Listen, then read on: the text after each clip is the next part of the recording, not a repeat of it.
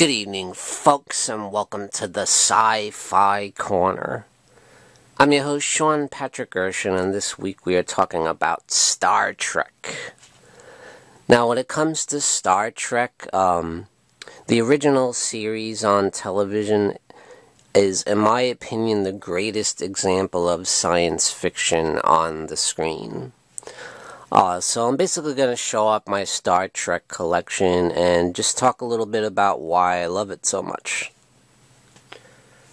Now, I wouldn't go so far as to say I'm a Trekker, really, because I'm not all that hardcore about every single detail, but, yeah, like I said, the original series is my favorite science fiction of all time. So, starting with the original series, of course. This is my DVD of the Season 1 of the original series. It's a nice set, and yeah, this is the remastered DVD series, with the enhanced visual effects and stuff, which I think is just really cool. And it worked out well. I know when it comes to, like, Star Wars, when they did the remastered version of those films, a lot of people had a lot of issues with the way they handled that. But I feel when it came to Star Trek, when they did it, it definitely enhances the experience, because, yeah, obviously they didn't have these special effects back in the day, like we have today. They had to rely on storytelling and acting, but yeah. Then we have the second season of the original series, and I have this on Blu Ray, and yes, this is also the remastered version with the enhanced visual effects, and this does have an episode of the animated series too, which was very successful and pretty highly regarded. And it did have the voices of, a lot of the cast of the original series TV show. And this is Season 3, which admittedly was not quite as good as the first two seasons, but there's a lot of great stuff in there that I go back to. And also some episodes that were pretty bad, admittedly. There's definitely some great stuff in there, though. And yes, this is the enhanced visual effects version, remastered as well.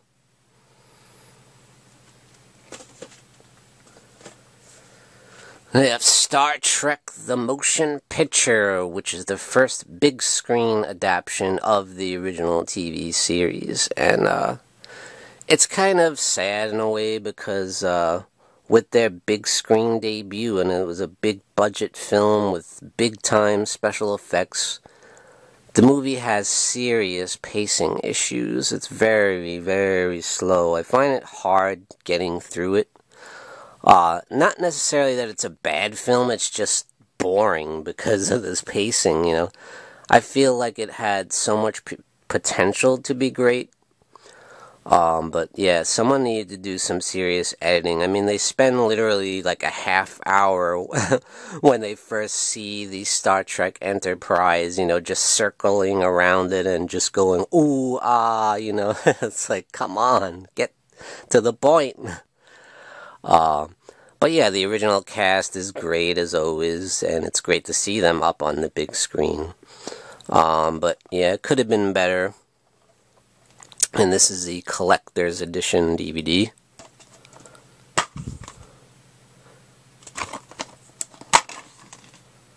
Lots of special features. I really think these are great releases.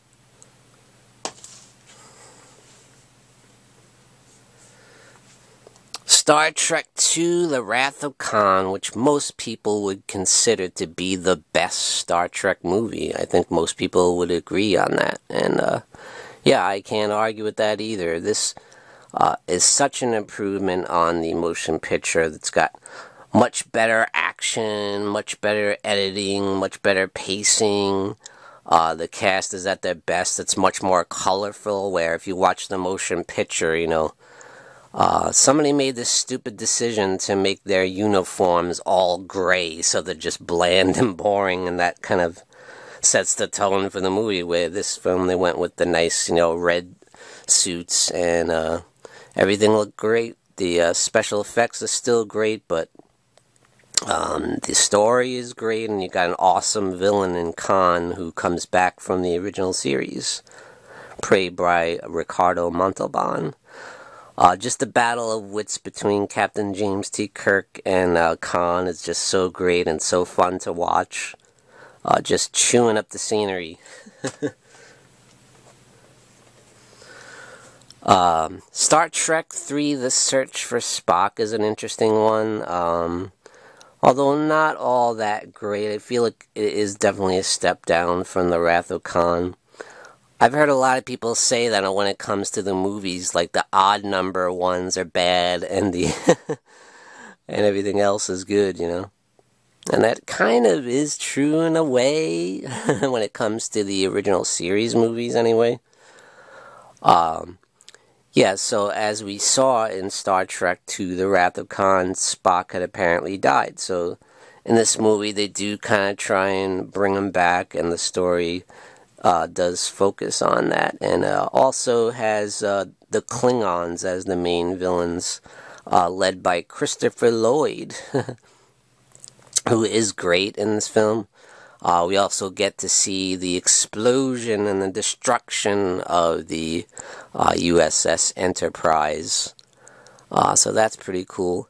I feel like, once again, this has some pacing issues. Got some cool visual effects, too. Some cool space battles with the Klingons and the warships and everything. Like, it's not a bad film, I wouldn't say, but it definitely doesn't hold up to The Wrath of Khan. So I got the Blu Ray of Star Trek: The Voyage Home, which I think is a really good film with a really cool story. Interesting exploration on, you know,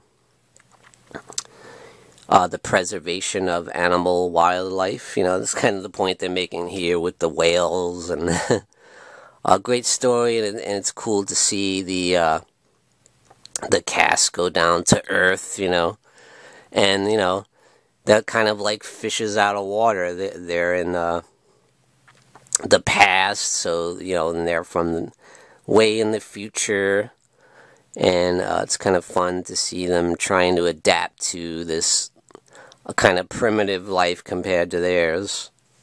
Especially when it comes to Spock, there's a lot of humor there.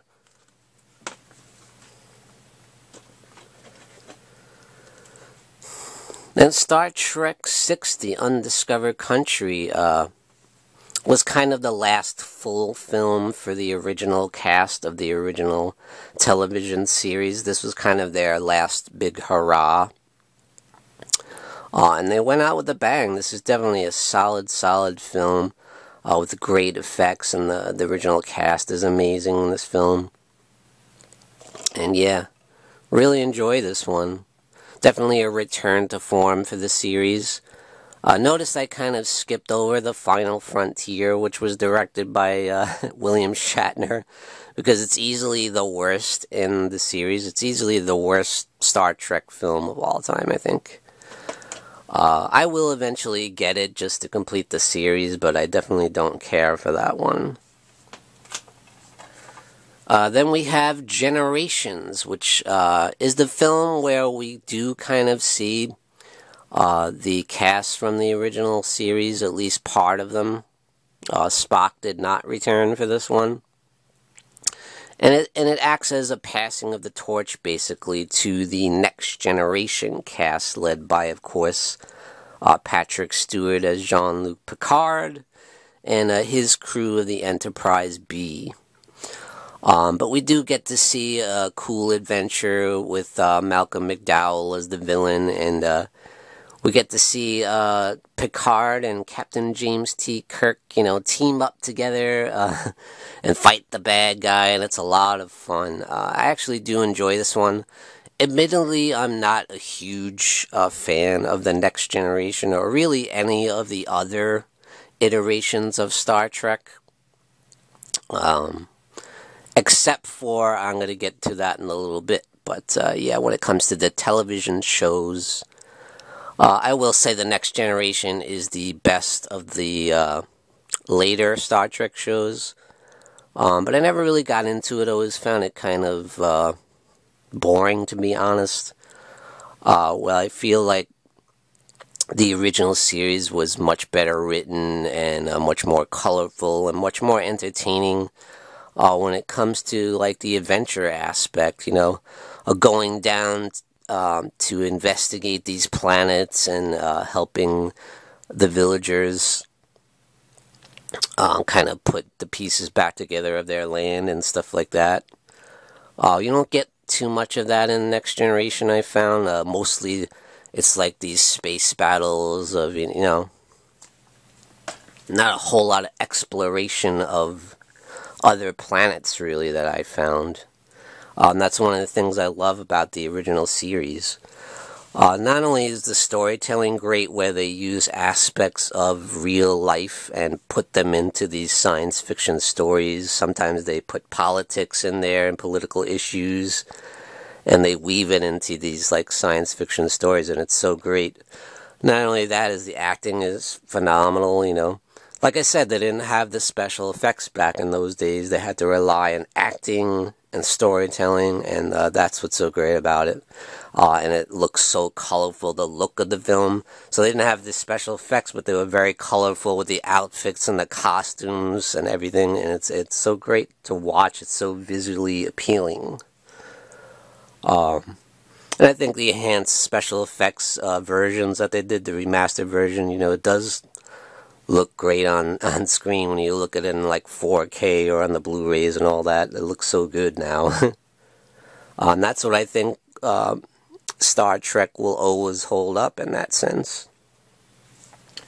Now, when I said I didn't care for the other iterations of Star Trek when it comes to the television shows, I do enjoy the new Star Trek films, you know, which were based on the characters of the original series. So you do have the return of Captain James T. Kirk and Spock and Bones McCoy and everybody, and I really enjoy these films. I think, you know, it brings kind of the storytelling of the original series with the original characters and a great new cast of bright young stars like Chris Pine and Zachary Quinto and Carl Urban, and giving you those great special effects and action like you'd see in like the Star Wars films, you know.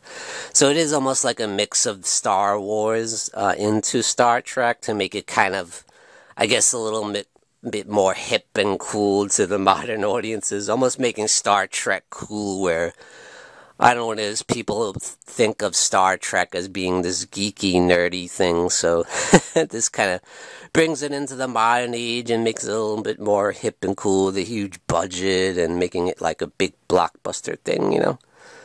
And I didn't mind it, honestly. I thought they did a great job with it, so kudos to them for kind of resurrecting Star Trek and making it, bringing it back to prominence, you know, where it kind of had faded away by that time. And now, you know, Star Trek is pretty hot again, you know. So that's, I think, thanks to these newer films, which I'm still waiting for the next version in the Kelvin timeline, which they've been talking about for years, but it just doesn't seem to happen, you know. And I'm not sure if it's going to at this point. So much time has passed. But I'm not sure it's going to happen. I also have the regular DVD of the original film there from J.J. Abrams. And this one was a little bit controversial, Star Trek Into Darkness, because there was so many rumors going on when it comes to this film that, the main villain is going to be Khan, and the filmmakers were denying that. And then, of course, Khan did end up being in the film. They said, oh yeah, but it's not a remake of The Wrath of Khan. And when you watch the film, it's a remake of the Wrath of Khan. But I do still really enjoy this film. I think it's got great action, and I do enjoy Benedict Cumberbatch as Khan. I think he does a great job, and I think the cast is really good here. And yeah, all kinds of nods to the Wrath of Khan, but I think they're handled very well with this bright young new cast. I think the effects are awesome. You know, the action is great, and even though they did kind of try and dupe us with saying, oh, it's not going to be a remake of the Wrath of Khan, I still enjoy the film. I think it's really entertaining and action-packed and a lot of fun. And yes, there is some emotional moments too, as there was in the Wrath of Khan. And then we had the third film in the series, which it didn't do quite as well as the other two, but a lot of people find this to be the best of the series too, because it's kind of more grounded. It's definitely a smaller scale story, even though it does still have the great action and special effects. This is the one to me that felt the most like the original series. Like, it felt like an episode of the television series, you know. It's kind of a small scale story, but it was really well done, I think. But for some reason it didn't do quite as well. The only part that bothers me in this film is the beginning, when you see Captain Kirk in this meeting with these aliens, and then like this little CGI fest going on. It looked really campy, I think, and comical, and that was the only part that I didn't like, and it almost like took me out of the movie for a little bit. But luckily I got back on track, and you got the main villain being played by Idris Elba. And I really liked this girl too. She was a really cool character. I can't remember her name, but she was pretty cool. This badass, like, kung fu fighting space chick. She was pretty cool. And probably my favorite release that I have from the Star Trek collection is this Steelbook Blu Ray of Star Trek Beyond, which I think is just so cool because it's a great nod to the motion picture with the style of the cover there. I just think it looks so cool. So yeah, that's my collection, guys. My Star Trek DVD and Blu Ray collection. And thank you for joining me, Sean Patrick Erschen, in the Sci-Fi Corner. Tune in and blast off.